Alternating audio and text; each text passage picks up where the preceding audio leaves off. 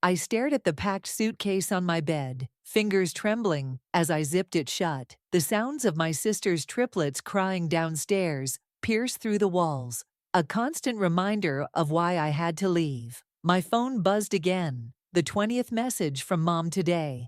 All variations of the same guilt trip. Alana, your sister needs you. Family helps family. I'm Alana, the invisible daughter, the backup plan, the built-in babysitter. At least, that's what they expected me to be. Not anymore. Have you lost your mind? Mom burst into my room, without knocking. As usual, Sloane is overwhelmed with the babies. She needs her sister. Funny how I'm suddenly important when Sloane needs something, I said, grabbing my jacket. Where was this family-first attitude when I needed help with college tuition? Or when I wanted to pursue art school? That was different. Your sister had real potential. And I didn't. The words came out sharper than I intended. But 28 years of being second best does that to you. Mom's face hardened. We've given you everything. No, you gave Sloane everything. I got the leftovers. I shouldered my backpack. And now you expect me to put my life on hold to be her free nanny? It's only temporary, until the twins are older. Triplets, Mom. Your precious grandchildren are triplets. You can't even get that right. Dad appeared in the doorway, his presence filling the small space. Young lady, you're being selfish. Your sister has a husband, a nanny fund, and 2 capable parents. I cut him off. I'm done being the family doormat. Where will you even go? Mom's voice cracked, more from anger than concern. I smiled, feeling lighter already. That's the best part. You don't get to know. Sloane's voice carried up the stairs, calling for Mom. Always calling, always needing, always taking. This discussion isn't over, Dad warned. Actually, it is. I pulled out an envelope from my pocket. My resignation letter from the family business, where Dad had graciously given me an entry-level position despite my degree. I quit. The job, the family obligation, all of it. I walked past them, down the stairs, past Sloane, holding one crying baby, while the other 2 wailed in their cribs. She called out to me, but I didn't stop. The Uber was waiting outside. As I loaded my suitcase into the trunk, I caught a glimpse of my family in the doorway. Mom's fury, Dad's disappointment, Sloane's confusion. For the first time in my life, their emotions weren't my problem. I got in the car, gave the driver a nod, and didn't look back. Sometimes the bravest thing you can do is walk away. 3 months into my new life in Seattle, and the rain still hadn't washed away my family's number from my blocked calls list. I sipped my latte at the corner cafe where I'd found a job, watching people hurry past with their umbrellas. Earth to Alana. Harmony waved her hand in front of my face. You're doing that 1,000-yard stare again. I met Harmony my first week here, when she caught me crying in the employee bathroom. Instead of awkwardly backing away, she handed me a tissue and her spare apartment key. I've got a spare room, she'd said. Better than that sketchy motel you're staying in. Sorry, I said, straightening up as customers approached the counter. Just thinking. About the family? She started preparing their orders while I rang them up. Sloane's birthday is tomorrow. Mom's probably planning another extravagant party, even though they can barely afford it. Their financial problems aren't your responsibility, Harmony reminded me, steaming milk with practiced ease. Besides, you're doing great here. Sarah loves your latte art. As if on cue, our manager Sarah walked past, nodding approvingly at the perfect rosetta I'd poured earlier. I'm thinking of applying to that art program at the community college, I said, wiping down the counter. The one you mentioned. Yes. Harmony high-fived me, nearly spilling a drink. Finally, I was wondering when you'd... The cafe door chimed, and a man in a crisp suit entered, scanning the room before approaching the counter. Excuse me, I'm looking for Alana Morrison. My stomach dropped. That's me. He pulled out a business card. Tristan O'Brien, attorney at law. Could we speak privately? Harmony jumped in before I could respond. We're about to go on break anyway. Use the back table. The man, Tristan, followed me to the quiet corner. His kind eyes didn't match his formal demeanor. "How did you find me?" I asked, sliding into the seat. "That's actually part of why I'm here." He placed a thick envelope on the table. "Margaret Wellington retained my services before her passing." "Mrs. Wellington?" My throat tightened. She was our elderly neighbor growing up, the one who taught me to paint when my parents were too busy with Sloane's activities. "She passed away 2 months ago. She left something for you." I stared at the envelope marked "Confidential" in bold letters. "I don't understand. Why me?" "Perhaps this will explain." He slid the envelope closer. "She was very specific about finding you, even if you'd moved away." My hands shook as I reached for it. Through the cafe window, I caught Harmony giving me a thumbs up while pretending to clean tables nearby. "Whatever's in here," I said, "my family can't know about it." Tristan nodded. Ms. Wellington anticipated that request. "Shall we begin?" $5 million. My voice cracked as I read the figure again. "This has to be a mistake." Tristan shook his head, pointing to specific lines in the document. Mrs. Wellington was quite clear. "The money is yours, with 2 conditions. You must use part of it to pursue your artistic passion, and you cannot give any of it to your immediate family." The cafe seemed to spin around me. Harmony, who'd given up pretending not to eavesdrop, dropped into the seat beside me. "Holy shit," she whispered, scanning the papers over my shoulder. "Mrs. Wellington wrote you a letter as well," Tristan said, producing another envelope. My hands trembled as I opened it. "Dearest Alana, I watched you grow up in your parents' shadow, your talent and spirit dimming each year while they fawned over your sister. Every time you came to paint with me, I saw the artist you could become if given the chance. Consider this your chance. Don't let anyone dim your light again.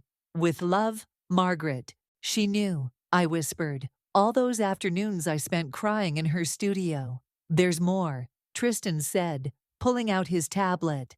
"I've been investigating your family's finances, as Mrs. Wellington requested. Your parents' company is nearly bankrupt." He showed me the screen, filled with news articles and financial reports. "Your father's poor investments, combined with your sister's excessive spending." "The Triplets' nanny fund?" I asked. "Depleted, along with most of their savings." He swiped through more documents. "They've been trying to sell assets quietly, but word's getting out." Harmony squeezed my hand. "That's why they wanted you to be the free nanny." Mrs. Wellington anticipated they might come asking for money, Tristan continued. "That's why she added the no family clause. The trust is ironclad." My phone buzzed. A text from an unknown number. It was Dad. "We need to talk. It's urgent. Please call." "Perfect timing," Harmony muttered. "What do I do now?" I asked, looking between them. Tristan gathered the papers. "First, we set up your trust and get you enrolled in that art program. The rest," he smiled kindly, "that's up to you." "I know what you should do," Harmony said, her eyes sparkling. "Remember that empty storefront we always walk past? The one you said would make a perfect gallery." For the first time since opening the envelope, I smiled. "It would need a lot of work." "Good thing you have the means now," Tristan said, standing. "Shall we discuss the details at my office tomorrow?" I nodded, tucking Mrs. Wellington's letter into my pocket. Another text buzzed through. "Mom, this time. Your sister needs you. Family emergency." I turned off my phone. They'd controlled my life with guilt and obligation for 28 years. Now it was my turn to write the story. The local art gallery buzzed with opening night energy. As I wandered through, notepad in hand, studying how they displayed their pieces. 2 weeks into owning my own space, and I still felt like an imposter. "First time," a voice behind me made me jump. I turned to find a tall man with kind eyes, studying my furious note-taking. "That obvious?" I asked. "I'm Camden," he said, extending his hand. "Gallery owner. Well, this one and 2 others downtown." "Alana, soon-to-be gallery owner, maybe, if I don't mess it up completely." He laughed. "Let me guess, the old brick building on Pine Street? How did you—" "I've had my eye on that space for years." He gestured toward a quiet corner. Come on, I'll give you the crash course in gallery management. An hour later, we sat on a bench, my notepad filled with Camden's advice and insights. My phone buzzed again, the seventh call from Mom today. Persistent caller, Camden asked. Persistent family, I declined the call. They're not thrilled about my career change. The starving artist lecture. More like the selfish daughter lecture. My phone lit up with a text from Dad. The bank is threatening foreclosure. We need to discuss options. Camden glanced at the message. Sounds serious. It's manipulation, I said, but my voice wavered. They always do this. Tell you what, he said, standing. My next gallery opening is next week. Come by, bring your business plan. I'll introduce you to some people who can help get you started. Back home, Harmony was waiting with pizza and a concerned expression. Your sister called the cafe looking for you, she said. She was crying. Of course she was. I grabbed a slice. Did she mention she's crying because they can't afford their third nanny this year? Actually, Harmony pulled up a news article on her phone. The company's laying off half its staff. Your dad's name is all over the business pages. I scanned the article. My pizza forgotten. Words jumped out. Massive downsizing. Mismanagement. Pending investigations. There's more, Harmony said quietly. Your mom's been calling my cell too. She said they might lose the house. The house, where Sloane still lived with her babies, where Mrs. Wellington used to invite me over to paint. My phone lit up again. Tristan this time. Your family's been asking about you. How do you want to handle this? I thought about Camden's offer, about Mrs. Wellington's letter, about years of being the family afterthought. Tell them I'm unavailable, I texted back. But as I hit send, another message came through with a photo of Sloane's triplets. Your nieces and nephew miss their aunt. The pizza turned to ash in my mouth. Some weapons cut deeper than others. You need to see this, Tristan said, spreading documents across his office desk. I found something while reviewing your family's financial records. I leaned forward, scanning the papers. What am I looking at? Bank transfers, all from your parents' accounts to Sloane's. He pointed to the dates. They've been systematically draining the company's pension fund to support her lifestyle. That's illegal, I whispered. Very, and there's more. He pulled out another folder. Remember when they told you they couldn't help with art school because money was tight? I nodded, my throat tightening. That same month, they bought Sloane a vacation home in Aspen. He slid over the property records. They also set up a trust fund for the triplets. $3 million. My hands shook as I picked up the documents, while I was working 2 jobs to pay for community college.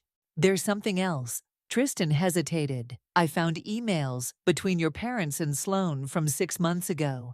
They were planning to make you the nanny before the triplets were even born. Show me. He turned his laptop around.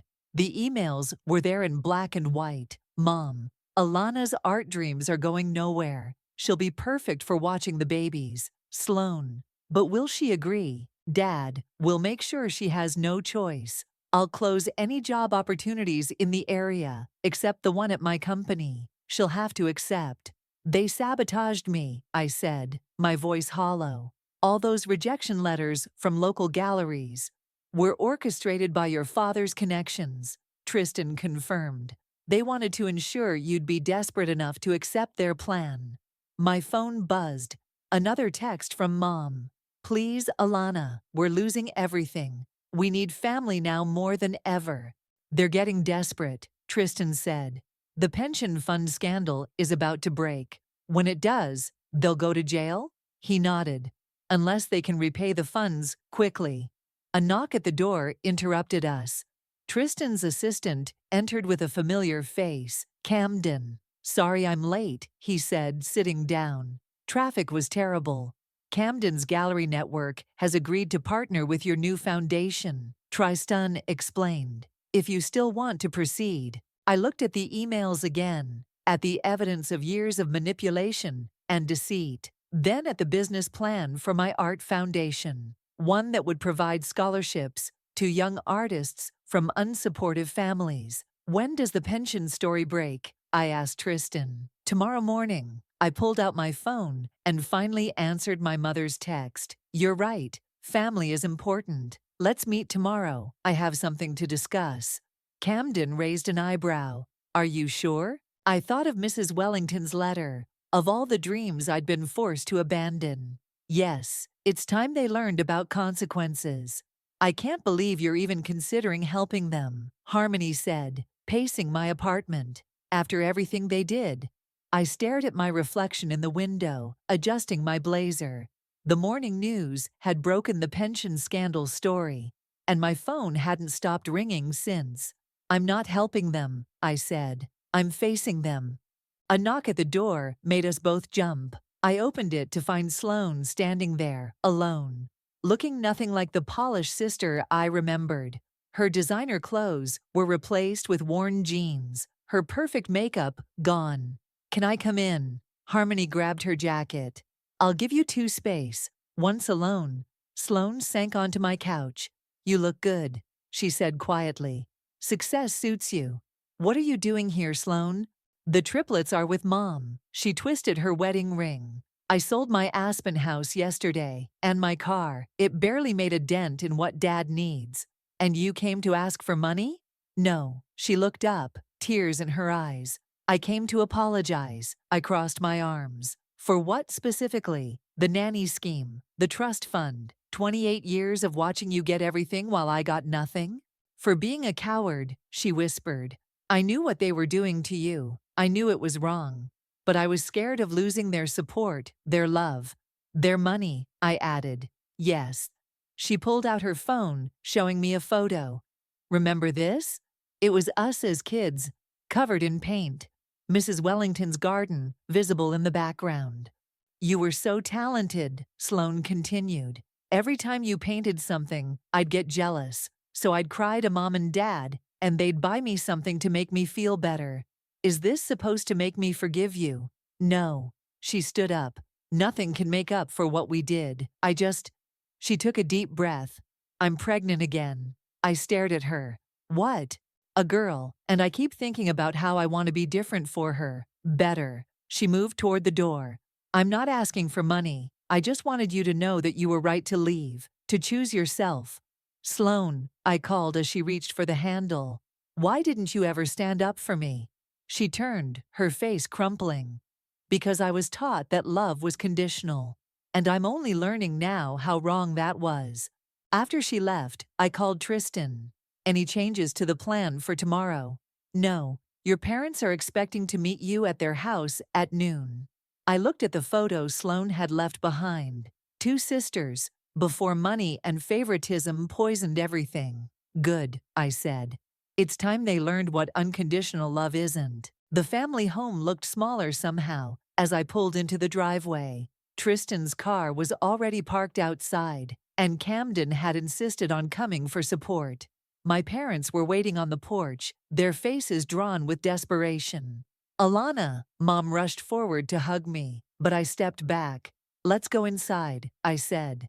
We have a lot to discuss. The living room was eerily quiet without the triplets. Dad sat in his usual armchair, looking decades older than when I'd left. Sloane sat in the corner, eyes red from crying. Before you start, I held up my hand as Dad opened his mouth. I know everything. The pension fund, the trust funds, the sabotage. Mom's face went white. What are you talking about? Tristan opened his briefcase, laying out the evidence. Your daughter has proof of every illegal transaction, every manipulated rejection letter, every scheme. We did what was best for the family, Dad protested weakly. No, I said, my voice steady.